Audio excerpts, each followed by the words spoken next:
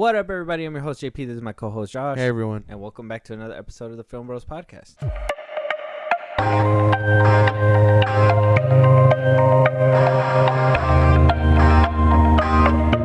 All right, y'all. Today, we got ourselves another review, okay? A remake to honestly, in my opinion, an iconic movie. It's near and dear to my heart. So this movie, in the beginning, I didn't have any issues with it, but after finishing it up and actually thinking about it, I have some bones to pick. Yeah. With that being said, Josh, let them know which movie we are reviewing today. We are reviewing White Man Can't Jump 2023. You think you're slick, huh?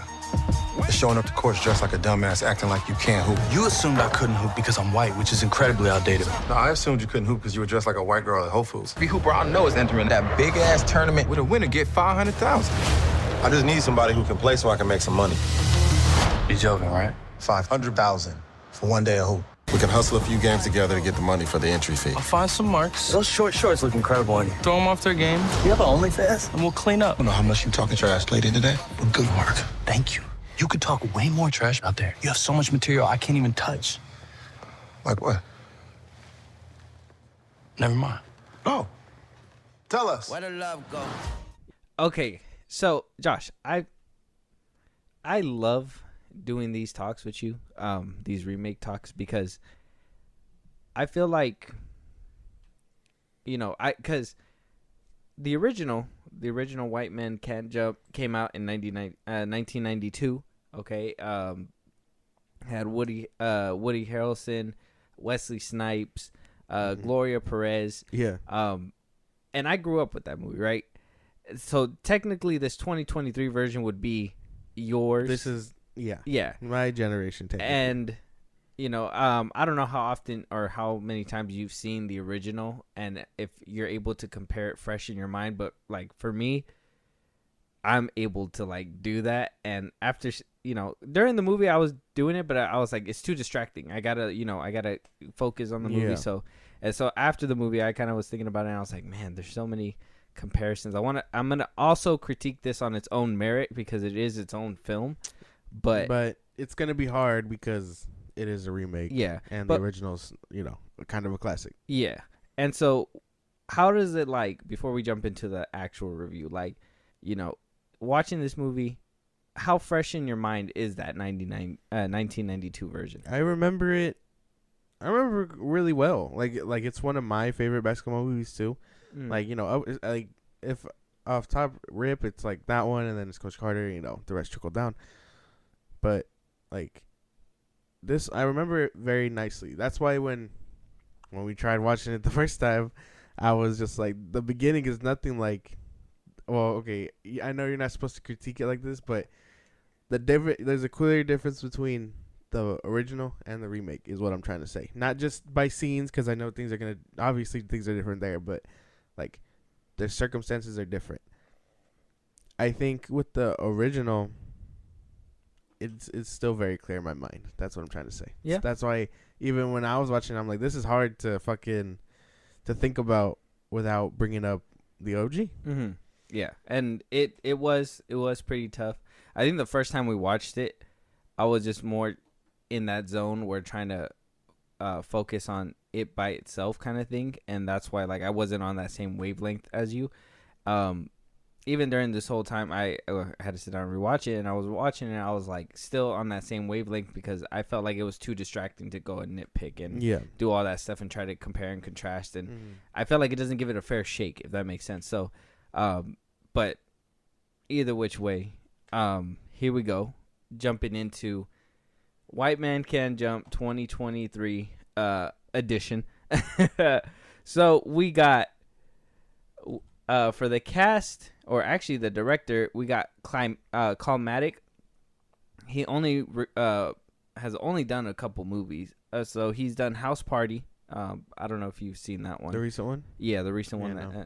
That one just recently came out. It was funny, but knowing who's the director now, because I didn't know jumping into this movie, and after watching House Party, like it makes sense. It makes okay. sense. And the Vince Staples show, which never seen that, so I mean, I guess my only reference is the house party. That explains that then. Okay, because he's in White Man Can't Jump, right? Vince Staples. Yeah. Yeah. See, so I was I was like, damn, that actually makes sense. Yeah, there was a lot of references with this movie that made sense. Okay. Like even that that little oh, by the way, guys, this from here on out is gonna be spoiler talk. So if you guys haven't seen the movie, go watch the movie and come back. Or if you're too scared to give it a chance and you don't care if it's spoiled or not, well, here you go. Go ahead and stay, you maniacs. So there was also a scene at the very end, very end, where like it's supposed to be like the happy ending, and Tyler Hero was there, and that's one of Jack Harlow's songs. Yeah. And so I was just like, wow, way to be so meta movie. So Climactic, this is his third movie putting out, and actually both movies that he directed came out the same year. House Party recently came out in March, and this one came out in what are we? May? Yeah. So not too, or I think probably came out in January or February, somewhere like that. So we got the cast. We got, like I had said before, Jack Harlow, his debut in cinema. Yeah. As Jeremy, and Sinqua Walls as Kamal, Tiana Taylor as Imani, Laura Harrier as Tatiana. We know her from Euphoria and all that. And Vince Staples as Speedy. He was actually in there throughout the whole movie. Andrew Schultz made an appearance. Lance Riddick, the late Lance Riddick. It was very nice to see him. Honestly, the best acting in the movie, hands down in my opinion. For sure. But you're really good.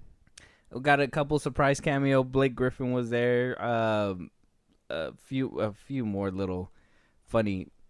You know who's. Yeah, you know who's.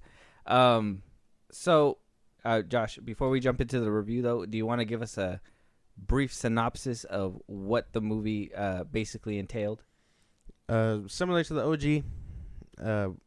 Not by much, but Khalil meets Jeremy. They decide to team up, go through hustling people to earn money for this big competition toward the end of the movie, you know, where they decide to just play basketball. Yeah. For money. A little silly, but sure. Yeah, they want to go ahead and kick off their careers, right? As the movie progresses, we obviously figure out why Homeboy's 30 years old trying to make it in the NBA and hasn't made it. Why Jeremy doesn't live up completely to expectations. I don't really see what expectations the movies put up for him, but hey, it is what it is. But let's go ahead and start jumping into the first quarter, if you'd say, and that's the characters. What do you think about the characters? Obviously, they were new characters. They weren't like the OGs. And like I said, we are going to be comparing. We'll judge it on its own merit, but we're also going to compare to begin with because we need to show you how far and how contrast the movies are. Yeah. So, yeah. Because I mean, for me, I got two ways of going about this. Right, you know what I mean? Go ahead. Because I could judge it on its own and, you know, lightly compare it, or I could just tear into it by fully comparing it. And I don't want to do that yet. So for me, the characters were they were simple, but not a good simple. You know what I mean? Like they were trying to force you into seeing all this like negativity and things like that, if that makes any sense. Like a lot of political stuff that you say, I feel like this was more like blatant in your face type shit. Yeah. Like it wasn't subtle. It was very like, I'm black and I'm poor. You know what I mean? Like I understand the politics behind that. You don't have to kind of shove it down my throat. Yeah. Khalil, I mean, his character was fine. Nothing really like outstanding for it, you know.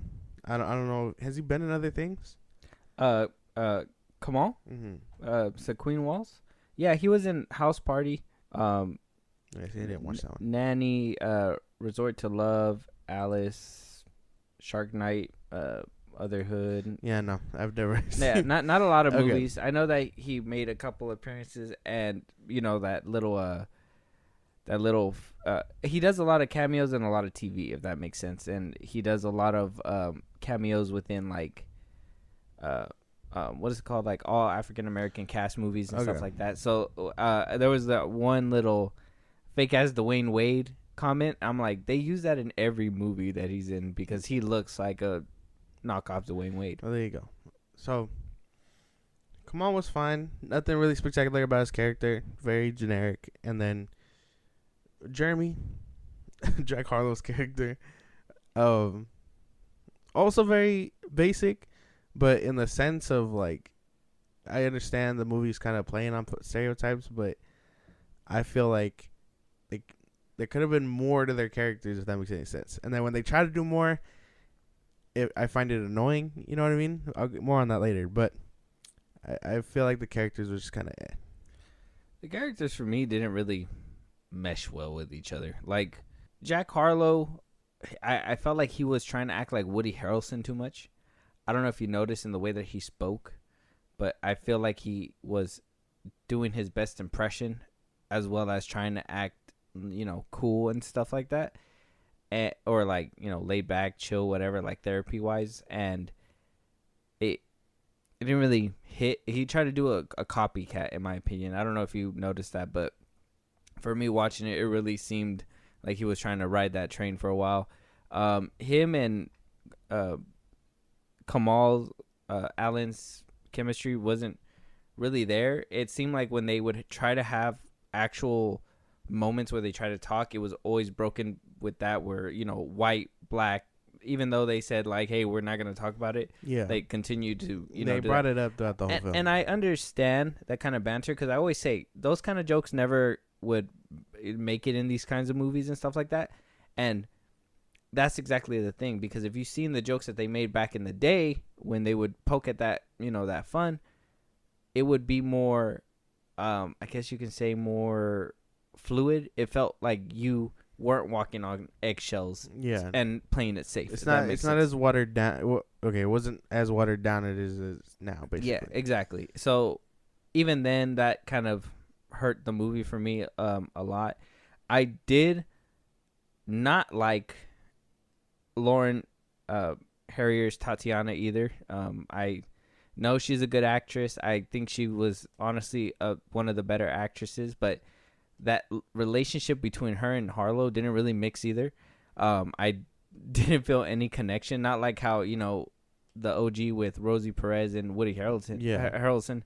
Like, they were struggling too, and he was basically struggling with the things that Jack Harlow was struggling with, wanting to go play basketball. He wasn't hurt. He was just basically more focused on that than getting a job and stuff like that, right? He was just a heavy gambler. Exactly. And so even like she wanted to help him and bring him back, and even though like he kept going, like it pushed him to the brink, and obviously she wanted to leave in that movie or whatever, but like you can feel like she cared about him still. And in this one, Jeremy's and Tatiana's relationship didn't really hit like that. It just felt like he's just here, you know what I mean? Like I have to act with him. There was no real like chemistry there. No, I didn't feel that at all. With Woody Harrelson's character and what's her name?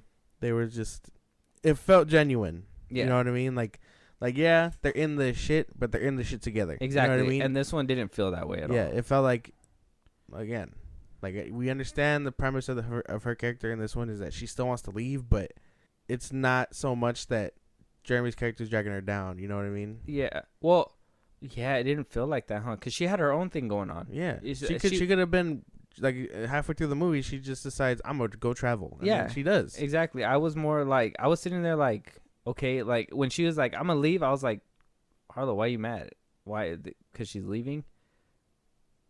It doesn't matter. She doesn't even look like she cares about you anyway, dog. There was no scenes where I was like, okay, yeah, I can believe that they're in a real thing, Yeah. But no, there was like with the OG, I get that sense, and that's why I mean, spoilers for the OG, but when she leaves Woody Harrelson's character, if you fucking feel for that. Yeah, exactly. And this one, I didn't feel nothing. Yeah. Like, I was just watching, I was just like, she'll be back. You know what I mean? Yeah. And for some reason, she'll be back. There really isn't a reason. Especially, like, it's weird that they try to play on today's time and be like, oh, you know, I can get my bag and do whatever I want or whatever. But at the same time, they're going to try to use the old tropes where it's like, they're eventually going to come back because their love is actually there and blah, blah, blah. Mm-hmm. Even at the end when, you know, that he proposes or whatever, it just felt like whatever. I was just like, okay, that's fine. Like, he's doing it just to keep her around. And then all that bullshit about, like, oh, I won't do it again. I won't fuck up, whatever. And I'm just like, that just, like, I feel like that could have gone unsaid. You didn't have to promise her anything like that to propose. She was already sitting there across the way. You know what I mean? She was willing to say yes way before you got all like that. I will say, like I said, Lance Reddick, his character was great. I really loved his acting. Mm-hmm. I thought he really brought a good spark to it. Yeah. Him and Kamal's relationship as father and son, that emotional moment actually was emotional. I won't lie. It hit right. It's just, it seemed after that they just forgot all about it. And that's probably a problem with writing and stuff like that. So we'll dip into that later. But that emotional moment at least hit between the two of them. I think Lance gave a good, like, performance right there. Yeah. And I would say him and his wife as well. I think they had a good dynamic together as well. I think Vince Staples and the other dude were funny as hell too. And I kind of liked because Vince Staples was the buddy, the one that was in the movie, the one that like the white chicks or whatever.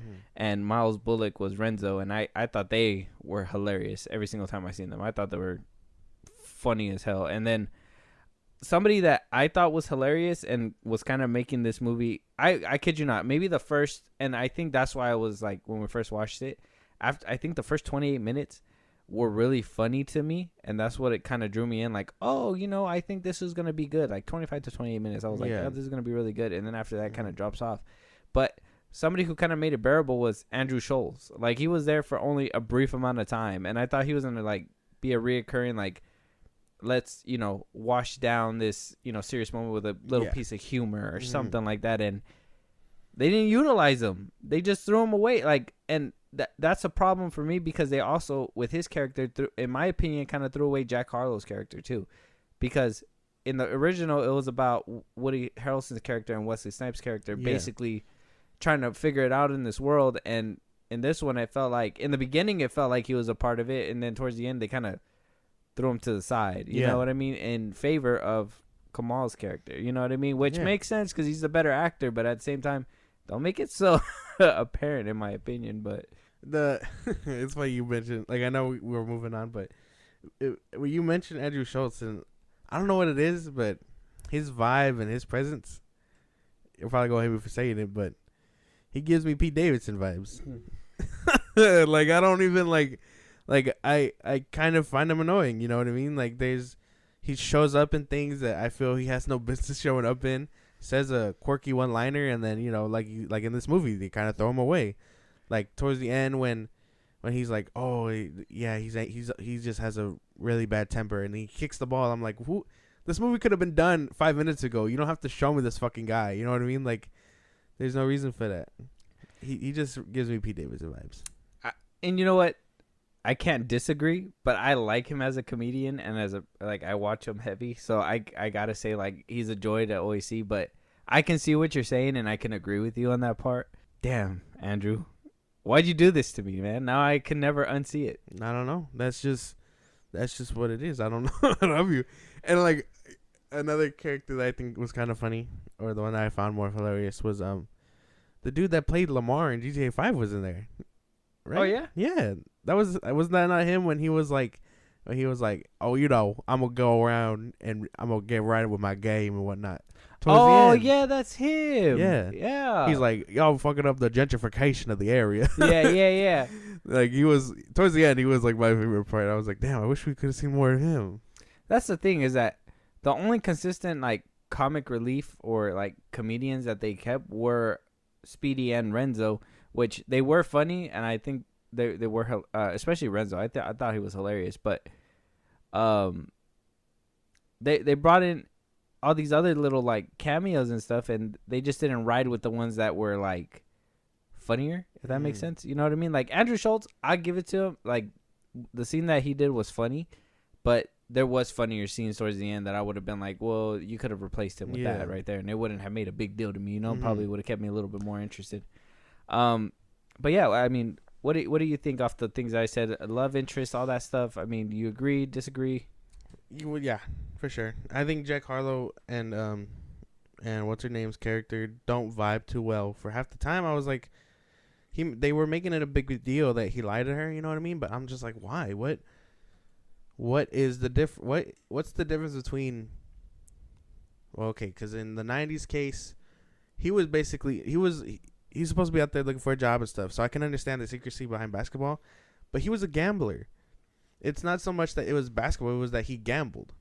You know what I mean? Like if he was playing just regular like blacktop, it wasn't that big of a deal. It's that they were gambling money they owed people in the '90s one. You know what I mean?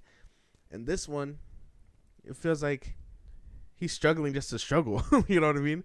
All chasing the dream that he basically lost when his knees gave out. Yeah. That I noticed that they gave Kamal basically all the problems that happened in the original. They gave it to him because in the original, Woody Harrelson and his girl, she was the stylist and stuff like that who was trying to make a name for herself but couldn't do it, and she was basically holding it up, holding it down while Woody Harrelson was supposed to be looking for a job, but he was actually just gambling all the money that she was giving him and whatever. And then Wesley basically had a good relationship with his wife, but just lived in a shitty neighborhood. You know what I mean? And he was just trying to do better for his family. And they basically gave all that to Kamal. They were in a shitty neighborhood trying to make it or whatever. Money problems, all that stuff. Had a struggle. The only thing is that she didn't leave him, but that was the thing. Rosie, in the original, she was a supportive one. You know what I mean? She was the one that was there for everything, while Wesley was trying to hide whatever he was doing from his girl because he was trying to, bring the money up some way, somehow, just do it, And so they basically, all the characteristics from Woody Harrelson and Wesley Snipes was all given to Kamal in that relationship right there. And I could understand what they were trying to do.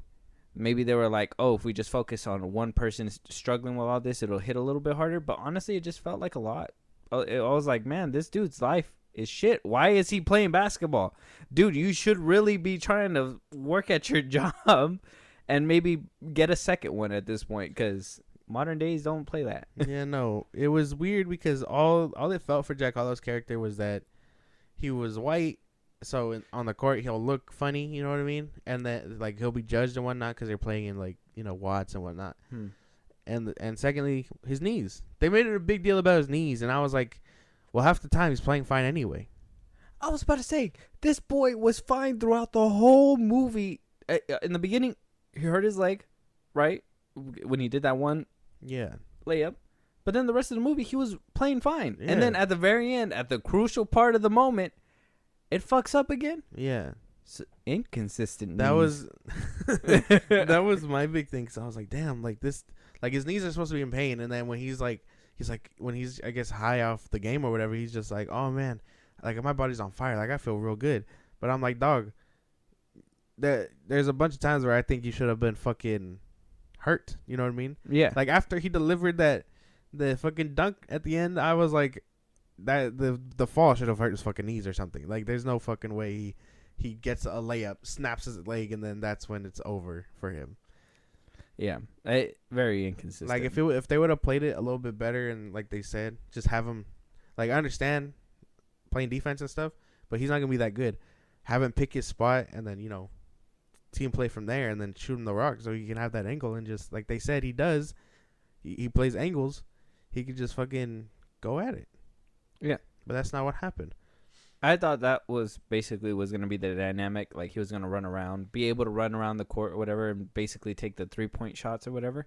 But the thing was about the whole white men can't jump in the original was that he was trying to dunk the ball and he couldn't do it. Yeah. And this one, the white man literally couldn't jump. it was bullshit because I honestly thought Jack Harlow's character was just there to be that white punching bag that everybody can throw jokes Oh, at. for sure. That was my big thing too. Like, I understand, you know what I mean? Just to preface it, because I don't want to sound wrong or nothing. But there's a reason that, you know, when Jordan Peele does a movie, you know, they make fun of, they do the bare minimum and they poke jabs at white people. But it's for like a scene, you know, and then they move on with their life. Mm-hmm. And the movie continues. Each time Jack Harlow is getting fucking, you know, they called him a white guy. They made fun of his fucking pants, his fucking smoothie, whatever the fuck he was doing. I feel like it just stopped the movie just so they can have an extra 5 minutes to roast this dude. And I'm like, that distracts. Like, why can't you roast him and keep the movie forward? Why do you have to spend like 5 extra minutes just talking about the fucking white guy? You know what I mean? Yeah, that was my thing too. That's why I was like saying before, his character was just there. Like they put him in there just to be there, and they try to give him a reason to exist in the movie, and it felt like they just gave it all to Kamal. And I was like, okay, well, you know, that's fine, but then why even call it White Men Can't Jump? Just call it something else and make it another goofy movie. It just seemed like they just wanted the title to just bring viewership into it, and that's all that happened. Like, I watched it and I was just disappointed at the outcome. Yeah, and the fact that he hit that dunk anyway, you know what I mean? Like, if he would have missed it, it'd be a big deal. Like, dude, you can't jump. What are you doing with your fucking knees? You know? Yeah. Then that would have probably set the movie forward 10 times. You know what I mean? But Jack Harlow does it. He makes a double-handed dunk. The crowd cheers. What's his name? It was just like, oh, y'all thought white men can't jump or whatever. And I'm like, he shouldn't be able to technically. Like, his knees are fucked up. Yeah. Yeah. Yeah. Well, the characters, obviously, very static. very, very, very weird characters in this one. What about, let's talk about the plots and everything. I know we kind of dipped into it during the characters. Obviously, the plots define the characters. But plot-wise, what you think it was driven well? No. Here's my thing. Because I feel like if you're gonna, like I told you when we started watching it, if you're gonna market a basketball movie, I expect more basketball. You know what I mean? This felt kind of like how you were saying with Creed 3, where there wasn't enough boxing fights. Mm-hmm. There was not enough basketball being played in this movie. Mm-hmm. I feel like the first one that we see set the tone, showed you that Camille he's a vet, but he's not playing vet leagues. You know what I mean? Mm-hmm. And then you meet Jack Harlow. And even then, that was for like a couple. Yeah, that's why. Edited cuts too. By the way, they use it to establish his character basically. Yeah. And then we meet Jeremy. That basketball scene goes on, and then they spent, like I tell you, about maybe 30 minutes after the fact, just being like, this is their shit job, this is their shit life.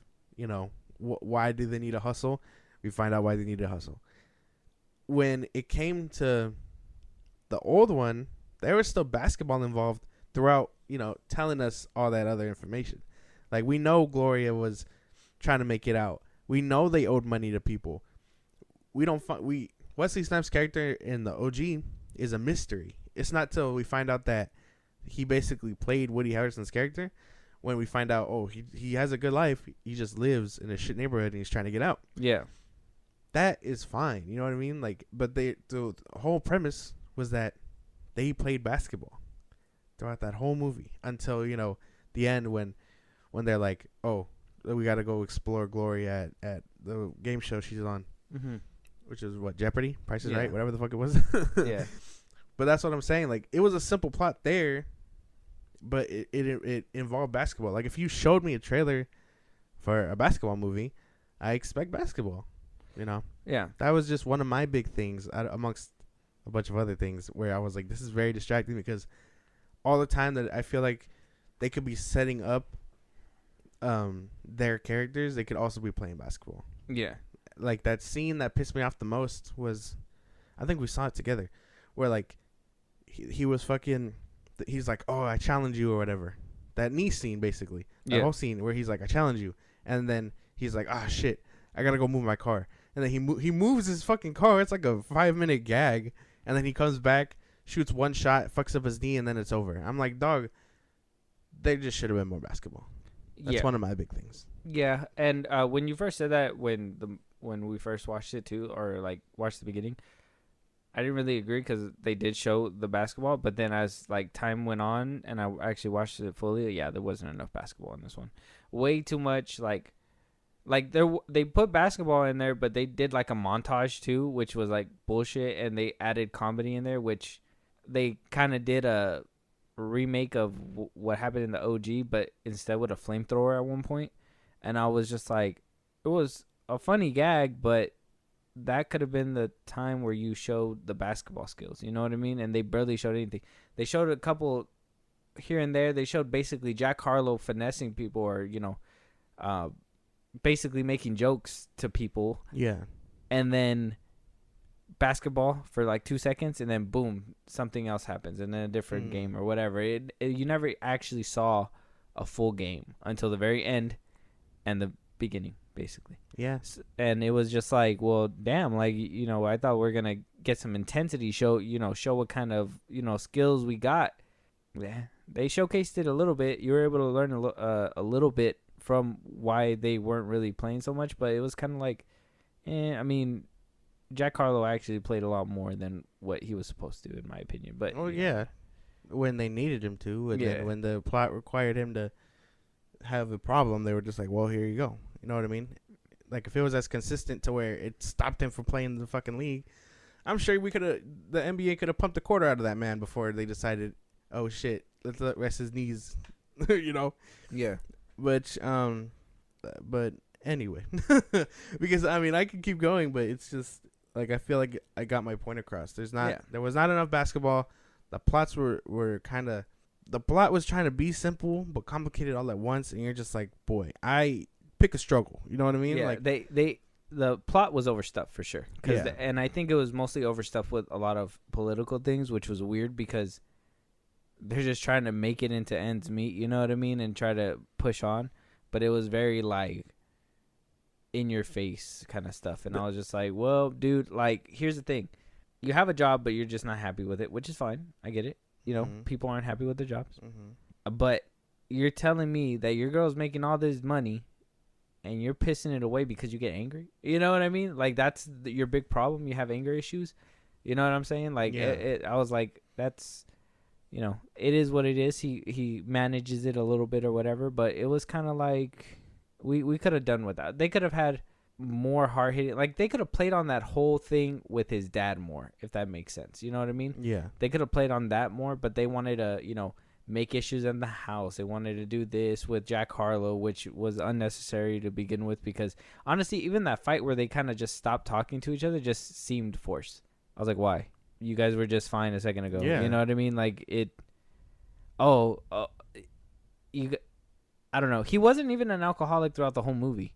All of a sudden, he just turned into an alcoholic. He shows up to practice on alcohol and stuff, and you're just like, well, what the fuck? That took a weird ass turn. They've never once mentioned that he was either an ex-addict or he was an addict, and you're just like, well, what the fuck? Well, he was an addict for pills, because that's what he was getting from what's his face, but painkillers for his knees. Yeah, not alcohol. Why was he? That was my thing. So I don't know. There was a lot of plots in this one that just weren't lining up for me, and I was just like, they kind of went nowhere. Yeah, it went nowhere. So it just begged the question, like, why even put it in the movie, or why even have this movie? You know what I mean? So I didn't think there was anything really justified to make this movie, but they forced something for money, and that's fine. Actually, it's not fine, but whatever, content. Now let's talk about the cinematography. Now, in the OG for me, if I remember correctly, it was set in like Miami or something, right? No, it was Los Angeles. Los Angeles? Yeah. Okay, so Los Angeles, they really utilized the beach, right? They did a lot of scenes where they saw the sun coming up, sunset, like those midday shots with like the background with the beach and everything like that. The games that they were playing, the pickup games, all that. Even the streets when they were, you know, at those one scenes when they were playing in the hood or whatever, like really beautiful scenery at a certain time of day that they were playing, stuff like that. This one, everything just seemed bland. Like in the movie, there wasn't really any great popping colors besides the sneakers that they were wearing, the product placement that they put into the movie. Fucking Doritos. Not just Doritos, but they put a lot of like different, like, cause Homeboy was snacking a lot, and there was a lot of like food at that picnic and stuff like that. And at that point, like it seemed like everything else was dark, but those bags were bright, if that makes sense, to really like show you. And then the colors at the end, even the colorful like suits that they were wearing, kind of seemed dull. You know what I'm saying? So I was kind of like. Yeah, the cinematography like really took a dip, and the costume designing, I mean, I get what they were going for, really like designer stuff, like, oh, you know, this is like the style nowadays. So it was fine with me. I guess the outfit designers and stuff like that made a difference in some scenes, because a couple of the, you know, the wardrobe was kind of interesting in my opinion.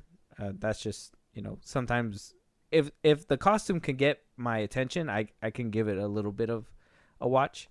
And there was a point in the movie where it was just like, I think it was like 20 minutes of just trying to go into their lives a little bit more, and, you know, like you said, not enough basketball, and they were just, you know, outfit changes and stuff like that. I was just like, okay, this is the only thing keeping me interested. Well, that fucking blows, because they were talking about other stuff, but I can tell you right now, there were some things I remember, and there were some things I was just like, you guys are doing way too much talking. You guys could have settled this on the court. I think this is one of those problems that we run into a little bit when movies are set in very nice cities and locations and stuff, but they either overdo it or they underdo it like this, right? So, for example, let's that one Jonah Hill movie that we talked about. I can't remember what it was called. But, you know, they were in LA in that one. You know, while we did say it overdid it with showing like all these cut scenes of LA and things like that, it's well deserved because it's LA. You know, that was I don't remember us talking about it negatively, other than that it was overused. Yeah. When you're set in a beautiful city, you should be able to utilize that. They only did it for one scene, and that was in the beginning after the fucking Jack Harlow schools his Kamal, whatever the fuck. Yeah.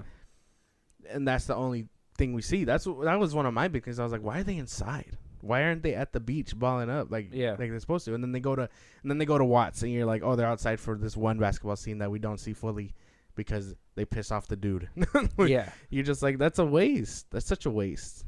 Yeah. You have a real opportunity to like showcase LA, but you don't. Yeah. Especially 2023, the beaches aren't the cleanest right now. But, you know, I think one thing that popped out for me too was the ending as well, when he's supposed to be like in the Lakers or whatever, and he was doing an interview.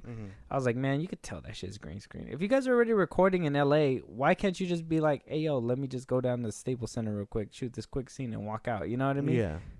No, they put him in front of a green screen and just put him in like Laker attire and was like, oh yeah, he's in the stadium. I was like, he's clearly not in the stadium. Like I was watching it, and you could see like the fuzzy outline of like how they try to blend him in or something, and I was just like, that is a mistake. That's what's up. That's crazy. But yeah, no, it's definitely a problem because like I said, there's times where you could just really showcase the city and the area. Use it to your advantage. You don't have to keep everything inside and dark. You know what I mean? Yeah, they had plenty of opportunity to try to like showcase something. Even now, like there's basketball like hoops and stuff on rooftops now. Like people actually play on rooftops now. You know what I mean? They could have utilized that. I know back in the day they probably didn't really think about that, and if they were kind of like in a dome type shit. But like nowadays, there's people that actually build full-size courts on top of buildings, and they play on top of buildings. You know what I mean? They could have utilized that. Imagine like a late game or whatever on top of a building or whatever. Like that, like so many things I was thinking like they could have done to maybe like improve from the first one, like visually wise, and they just stuck to like bland indoors, some like weird sets type stuff. And I was like, a big step down from at least in my opinion, from the director, like the house party, like he was actually creative with that one. I don't know if it was because of like, I'm gonna have to watch that one. maybe because it was like, you know, a party movie where he had to like dip into like more colorful stuff for the house, stuff like that or whatever. But like I think he did a lot better in that one than what he did in this one, which is crazy. And that's what I'm saying. It's crazy because he had more to play with this one. You know what I mean? Where in the last one he just didn't. Yeah, I don't know what it is, man. It's just it's either just you over the top use it for filler, or you underdo it and you kind of do discredit. Because I mean, are you in LA anymore at that point? You haven't shown us anything LA worthy other than Watts. Yeah, you're just like, wow, I waste of potential. Yeah. And you know what? It's not fair because I really didn't want to jump into the movie. I will say that like there was a couple of things that I would say this movie worked better when it was playing to that comedy factor. I think when it made me laugh good. But I think when like they were trying to actually tell a story, it was more like meh. Like why am I sitting through all this? I don't know, because I found some of the comedy funny, but like I said, when you stop the movie to make those corny white jokes, you're just like, we've seen this before. You did not need to stop the movie for this. No, you're right on that part. I'm talking more of like the, you know, like how you said, like the dude that played in GTA when he came out and he, you know, he actually did a funny thing. That's right. A lot of it poked a little fun at the white, but then, you know, kept moving on and type shit. Yeah. Whereas like other scenes, it was, and like I just want to start talking about like plot holes or like little things that just they didn't give a fuck about after. One thing was like at the end when like they all of a sudden gave a fuck about his knee getting hurt or whatever, and homeboy was there, the one that had the flamethrower or whatever. Yeah. And like he punched him out and he was like, "Oh, I'm gonna get you afterwards," but then nothing happens. I'm like, why you even do that? I feel like that should have been a thing. If you had to drag out the movie a little bit, I feel like that would have probably saved it. You know what I mean? Well, the thing is that the movie dragged out already.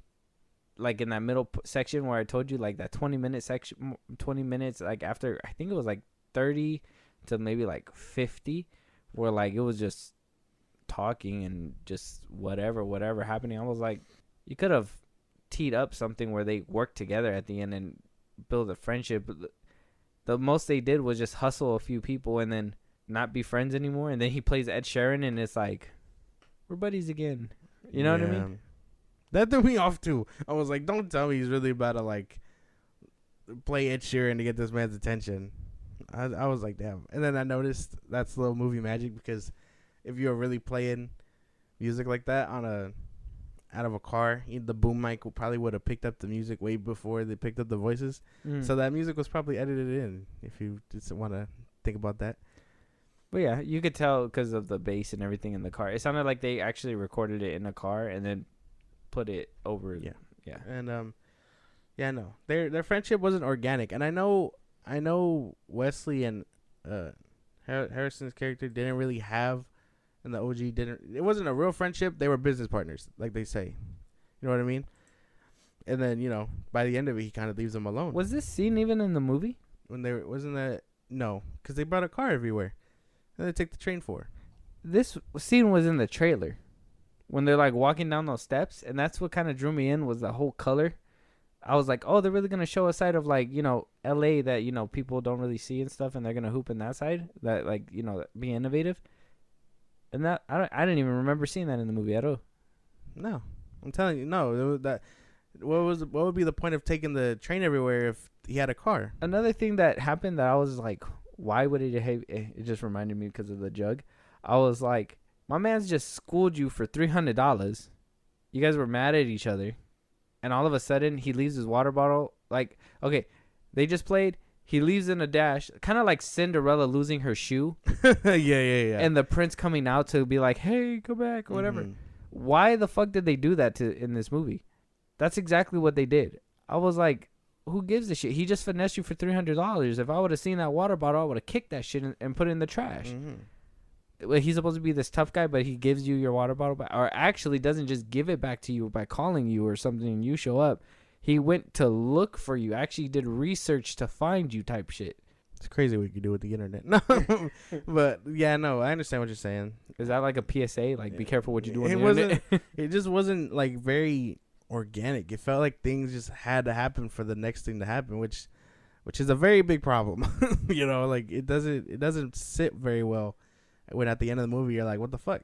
Because now there's things that weren't even answered because, like you said, that dude was threatening to beat his ass in the parking lot. Nothing comes about it. And then he's able to run full sprint at the end to catch that picture.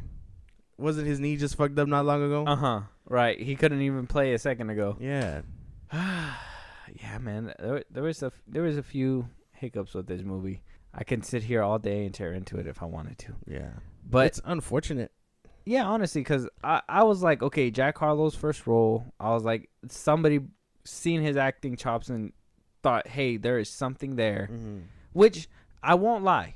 There was a few scenes that he had me in, and then it just went away. Like, yeah. quick. There was a couple scenes where I was like, okay, he actually is trying in this one. Mm-hmm. But then he tries to do that Woody Harrelson thing again and be funny and shit like that. And I'm like, I get it, but I don't think he was supposed to be the comic relief. I think that's what the two other dudes were there for. So why was it that he needed to cut his dialogue short to banter with this guy or banter with that guy, or he needs to do all this? As it didn't really do Jack Harlow any justice. And I'm sorry, dude, like you already went to a straight to streaming movie, so that kind of like if you would have, and this kind of plays to the thing I was telling you before, right? A director can only do so much with a performance. And I'd say Jack Harlow showed his performance consistency throughout the movie, and it was very inconsistent. Yeah, I mean, I'm willing to ease up off the throttle for him because it's his first role. It's his first role. I get that. And if he's willing to actually make a career out of it, then sure.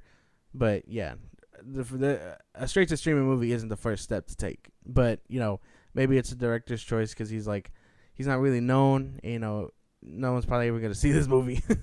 But I mean, tying Jack Harlow, a famous music artist, is gonna get people to see. I'm just saying, if a director, if I was ever an executive and I heard a director say that shit, I would have never hired him for the project. That's just crazy. But I do get what you mean. It's just so much potential, and I was hoping for more. I really was. I was like excited to watch this movie because, like I said, the OG is my favorite. I love that shit. I was coming into this movie willing to even because. The main Kamal, I didn't have an issue with him. I seen him before in a few things. I was like, okay, he's really, honestly, he's really honing his like skills as he goes into different projects and stuff like that. So you can tell like there is potential there if he just, honestly, if he stopped trying to compare himself to Dwayne Wade, I think he would do a little bit better, to be honest. But yeah, Jack Harlow, he is still fresh. I will give him that, but you need to understand, like, it seemed like they were like, oh, we're going to do this movie of, White Men Can't Jump. He went home, put the movie in, and was, like, on replay just trying to do whatever Woody Harrelson did just to, give it that little flair, and it translated into his acting for sure, in my opinion. It's just... his character just felt inconsistent because they said in the beginning that oh yeah, he can play with their mentality, and get them to shoot badly and whatnot. But you don't see that half the time. You see it when it's necessary. I guess you seen it when it was necessary. Because in my opinion, all right, hear me out. At the end of the movie, if he really wanted to win the game, he should have never have been put in the game. He should have just been yelling from the sidelines, to be honest, and getting in their heads. And they could have won the game because at the end of the day, how'd they win the game? Kamal. Without it, Jack Harlow's character. Exactly. So, like, what was the whole point of even putting him into the game if he could have just been on the sideline and played to his strengths, right? And they didn't even pursue that. Yeah, no. I feel like I'm in the same boat with you because this movie could have done so much more without him. And I know that sucks to say, but I feel like they were just like, man, we can't do this movie without alone, and it's really weird. Let's make it a remake of a movie that people low-key love, and because even when we said it, following up Woody Harrelson and Wesley Snipes is a big fucking shadow. You know what I mean? So good luck with that. Yeah, and we should have probably known them trying to follow that up with, no offense, with Jack Harlow, and I'm not even holding you. Kamal too, his person too, can't hold a stick to exactly. to Wesley. So trying to put these guys behind them off the jump, I would have told you that's a bad idea. Mm-hmm. Maybe we should have got somebody a little bit more established. Woody Harrelson looked like he was in his 30s, mid 30s kind of thing when he was doing that movie. So he was like, a little bit older. Yeah. This one, it just seemed like a loser mid 20-year-old who, to be honest, hurt his legs and just wanted to pop pills and just feel better and probably hustle on the side and make money or whatever. And his character and his situation was very his own fault. It's not like Woody Harrelson's character where it is his fault, but I feel like it's different circumstances. Woody Harrelson's character was a fucking gambler, and he ended up losing it all by the end. With this one, he gets the girl, he gets his dream job. Well, I mean, not his dream job because he still wanted to play NBA, but he ends up being an established physical therapist. Yeah. So it's like, what did he really lose? He's literally training somebody who's playing on the Lakers now or whatever, and another player from a different team. I think the Nets or something. I think Tyler Harrow is on the Nets or something. I don't remember, but yeah. So it's like, I don't know, man. Let's just put this movie out of its misery. Wrap it up. Yeah, Josh, from 1 to 10, what do you give this movie? Okay. It's gonna be harsh. This is probably the first movie where I feel like I'm being harsh. So it doesn't do well for me around the characters, the plot, story, cinematography. It doesn't give me that. And then on a sports level, which I know we didn't really touch upon, like as a sports movie, it doesn't give me that either. To be honest, because I didn't see it as a sports movie. I wanted to at least give it that benefit of the doubt, but the lack of basketball, really didn't put it in that category. That's why it's a problem for me, because you market it basketball, you name it after a 90s basketball film, you expect basketball. It doesn't work as a basketball film, you know what I mean? So even as sports film, it doesn't do anything for me. I gotta give this, because at the end of the day, it is just an end movie. I'm not gonna go out of my way to watch it again unless I get really fucking bored and decide to change my tune. I'm giving it like a 4.5. This is not even like average. This is like below average for me. Wow, man. I don't think you're being harsh enough. Look, like I told you, I went into this movie giving it the benefit of the doubt. I was like, I'm going to not compare it. I'm going to be good. I'm going to watch this whole movie, okay? You guys heard me. I went into this movie mind wiped. I just wanted to be impressed. This movie did not impress me. Not one little bit. The only thing that kept this movie afloat for me was Lance Reddick, okay, his character. And we didn't even see him a lot. Okay, but when he was on screen, I did feel for him. But we didn't even see him a lot, and they should have really played to that strength because, R.I.P. He was one of the greatest, actors. He was really good at what he did. Yeah. The relationship between Jack Harlow's character and Tatiana wasn't there for me. I honestly, I didn't even care for them. They could have been out of the whole movie entirely. Yeah. And I could have been fine. Like, they did not need to be in that movie. If they would have just focused on Kamal, him trying to further into the basketball business or whatever, maybe if they wanted to add Jack Harlow as that comedian or whatever, that would have been fine. But don't market it as White Man Can't Jump. Because that's not what we got with this movie. That's not even, like I said, we don't need copy for copy, frame for frame. But if you're going to call it the same movie that it was back then, at least have some kind of same premises, or at least have the premises but dive a little bit deeper into them in a different way, in a modernized way if you need to, and I don't think they did any of that. So with that, and yeah, I think this is the first one where we're going low. And I don't think I watch a lot of shit movies, okay? I watched a lot of Nicolas Cage movies, okay? I've watched a lot, and even some of those are better than this movie. They at least have some kind of entertainment value. This one had zero entertainment value. I don't know how many times. I think there was at one point, I'm not even capping, I was watching the movie. I think about 2 minutes go by. I was watching the screen the whole time. Nothing even sunk in. I had to rewind it real quick because nothing sunk in on what they were saying. And I was just like, okay, that's fine, which is crazy because at one point I think they made a joke right there and it didn't even land to the point where I didn't even notice it. Yeah. With that being said, I'm giving this movie a 3. I'm giving it a 3. I was thinking about giving it a 4 because of Lance Reddick, but they didn't even put him in the movie enough. Yeah. It would have saved the movie and it would have made that emotional impact more emotional. But instead I got all tightened up and 2 seconds later I was just like, whatever. You know what I mean? It wasn't even like it didn't even let you sit with that feeling.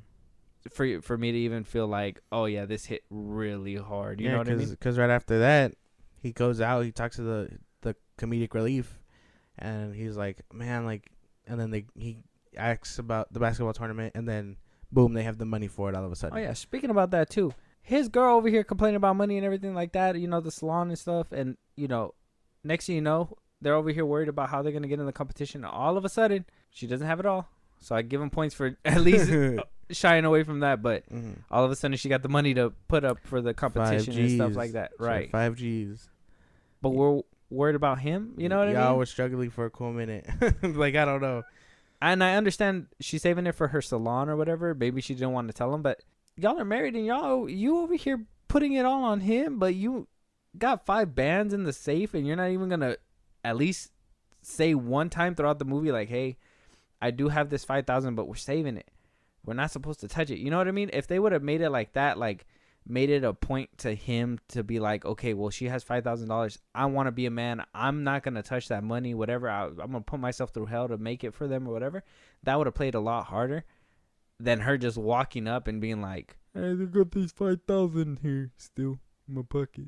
Love you, babe. Oh, they didn't even, like, now that you mention it, they didn't even mention they didn't show how they got the extra cash. Nope. Apparently they didn't have a way. They were down on their luck, but they sure as hell found it because they were in the competition. That's this fucking movie, man. Yeah. 4.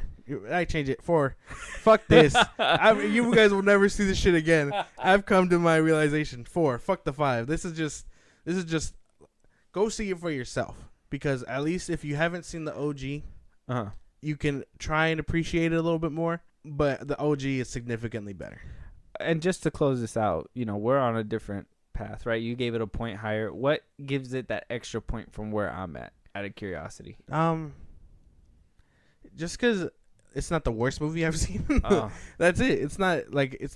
It's just below average for me. Like, I know I'm not going to see this movie again.